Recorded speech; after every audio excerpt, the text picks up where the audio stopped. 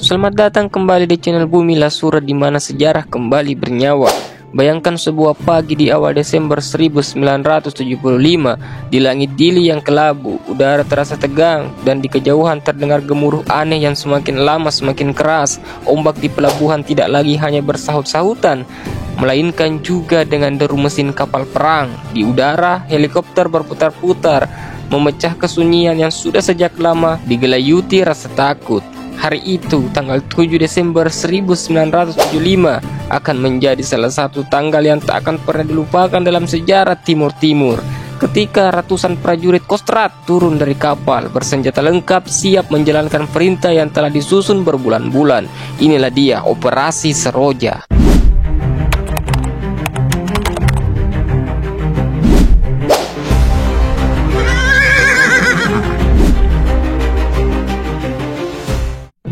Untuk memahami mengapa hari itu terjadi, kita harus kembali beberapa tahun ke belakang, ke awal dekade 1970-an.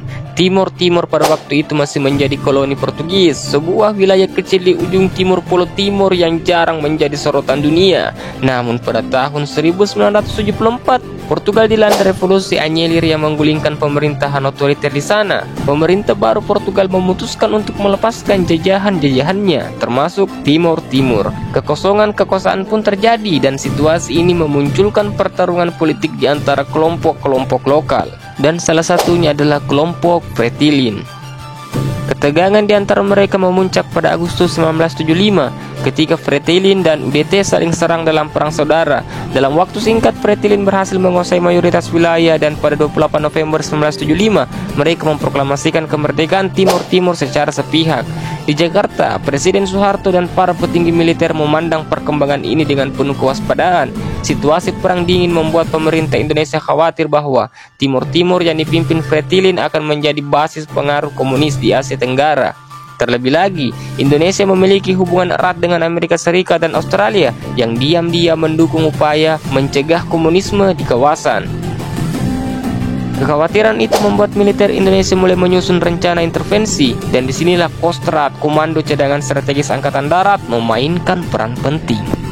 Jenderal Benny Murdani, tokoh intelijen militer yang dikenal berani dan penuh perhitungan, menjadi otak di balik rencana ini. Operasi yang diberi nama Sandi Seroja dirancang bukan hanya sebagai serangan militer, tetapi juga sebagai gerakan cepat untuk mengambil alih pusat kekuasaan di Timur Timur sebelum Fretilin mendapat pengakuan internasional.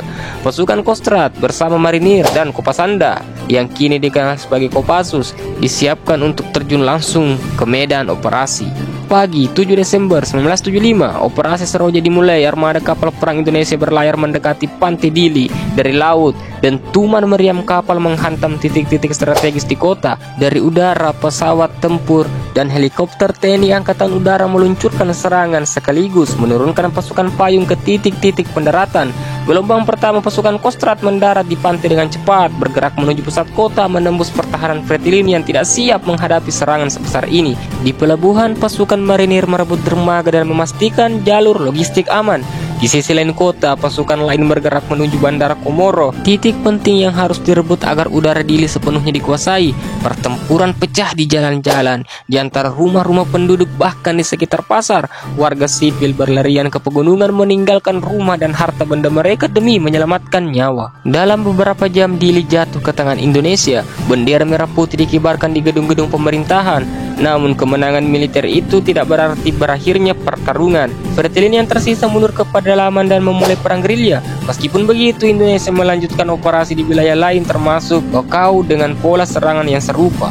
Dunia internasional merespons dengan kecaman. PBB tidak mengakui aneksasi tersebut dan tetap menganggap Portugal sebagai penguasa sah Timur Timur. Meskipun begitu, dukungan diam-diam dari negara-negara besar membuat Indonesia tidak mundur. Pada Juli 1976, Timur Timur secara resmi diumumkan sebagai Provinsi ke-27 Republik Indonesia.